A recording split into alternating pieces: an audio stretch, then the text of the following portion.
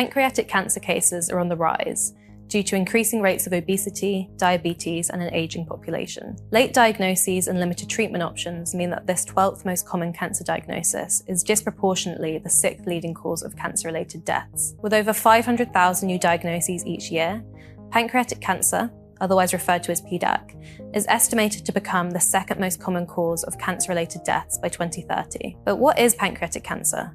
And how is its virtually non-existent branded drug market poised to reach $5 billion by 2035? Hi everyone, sorry for interrupting, but I'm Jeremy, I'm the producer for Bloomberg Intelligence's YouTube channel.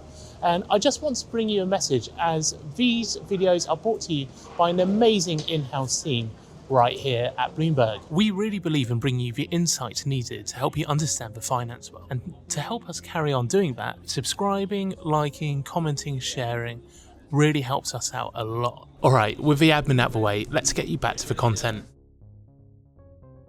As a disease specialist in Bloomberg Intelligence's healthcare and pharma team, my thematic research focuses on diseases like pancreatic cancer, comparing emerging clinical data to current benchmarks, staying abreast of drugs in the developmental pipeline, and building assumptions to model sales forecasts of approved and pipeline assets. The output of this research is synthesized into our in-depth disease outlooks, which are published on the Terminal. Our 40-plus page report on pancreatic cancer is now available at BIDISE Go, along with more than 20 other disease areas. The PDAC disease overview flags a couple of key points. The first is that a PDAC diagnosis is still, unfortunately, virtually a death sentence. Only 13% of patients survive 5 years from diagnosis. This is because most are diagnosed at late disease stages, when surgery, which is the only curative therapy, is no longer an option. Because of this, any incremental advancement in the treatment of PDAC is met with huge excitement from patients, their families, doctors, and the pharmaceutical industry. Secondly, this is one of the few tumor types where chemotherapy remains the standard of care across all lines of therapy, despite its limited efficacy. So why is this the case? The simple answer is biology. More than 90% of PDAC tumors have a mutation in the same part of their DNA, a gene called KRAS. Mutations in this gene essentially drive uncontrollable cell division, leading to aggressive tumor growth. The key problem is that up until very recently, scientists couldn't figure out how to make a drug bind to KRAS to block this cell division. KRAS was widely considered an undruggable target, but now that has all changed. Bristol Myers Squibb and Amgen have both launched drugs that target a particular KRAS mutation that is common to lung cancer, but it's rare in pancreatic. US biotech Revolution Medicines has recently emerged as a potential catalyst for change in the industry. You may have heard them in the news lately in relation to US pharma giant Merck, who recently pulled out of a deal to acquire RevMed because the price tag was just too high. RevMed's market cap currently sits at around $20 billion, despite having no drugs on the market. So what's driving their high valuation? In short, the market has extremely high hopes for the success of their RAS assets. Their pipeline is solid and more advanced than their competitors, with 5 registrational trials underway and 3 more planned. These are pivotal clinical studies that regulators, like the FDA, use to decide whether to approve a drug for use in the clinic or not. Financially, the company remains well capitalized, ending 4Q with more than $2 billion in cash, extending their runway beyond 2028. Additionally, their flexible funding agreement with Royalty Pharma further supports development and commercialization of certain drugs in their portfolio, with potential for up to $1.75 billion in additional funding. But what exactly is in their pipeline, and why is this company so important for pancreatic cancer? 90% of patients have this so-called undruggable KRAS gene, leaving little other option than chemotherapy. But RevMed are poised to dramatically raise the bar. Their lead asset, Daraxonrasib, is RevMed's answer to KRAS mutations. Not a particularly catchy name, but a drug with revolutionary potential.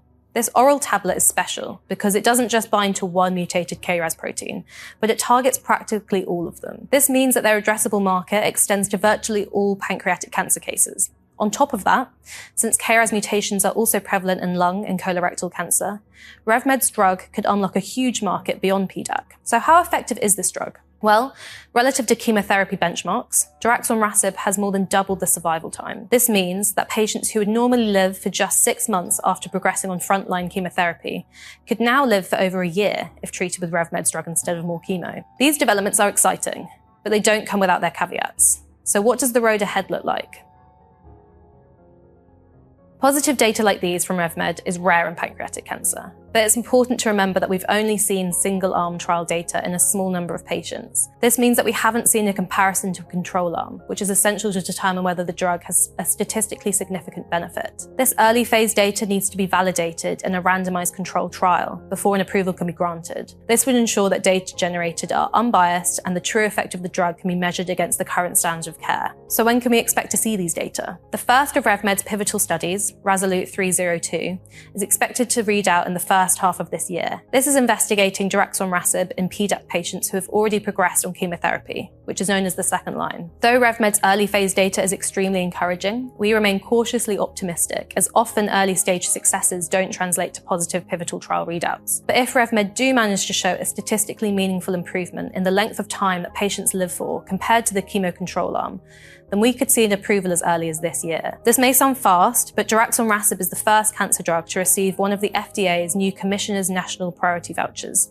speeding up review times to just 1 to 2 months, down from 10 to 12. So who are RevMed's biggest competitors? Pharma giants including Pfizer, Eli Lilly, and Amgen all have similar early-stage assets, but we are yet to see data from any of these, and no companies have launched a pivotal study yet. As I mentioned earlier, RevMed now has 5 pivotal studies across their pipeline, and they plan on launching a further 3 this year. Bloomberg Intelligence analysis sees a high probability of success of Daraxonrasib, particularly in the second-line setting, which we've seen the most data for so far. In other settings, our expectations will remain slightly lower until we've seen more data. Our assumptions, which can be found in the interactive PDAC model on the dashboard, will reflect any data updates. So what's the market opportunity here? We calculate that Daraxonrasib could rake in over $3 billion in peak risk-adjusted sales in pancreatic cancer alone, which is just under half of consensus estimates. We apportion the remainder to lung cancer, as the data in colorectal cancer so far is the weakest, and RevMed have no pivotal trials planned yet for this tumor. If we add this pan-RAS market to the other burgeoning areas of pancreatic cancer treatment,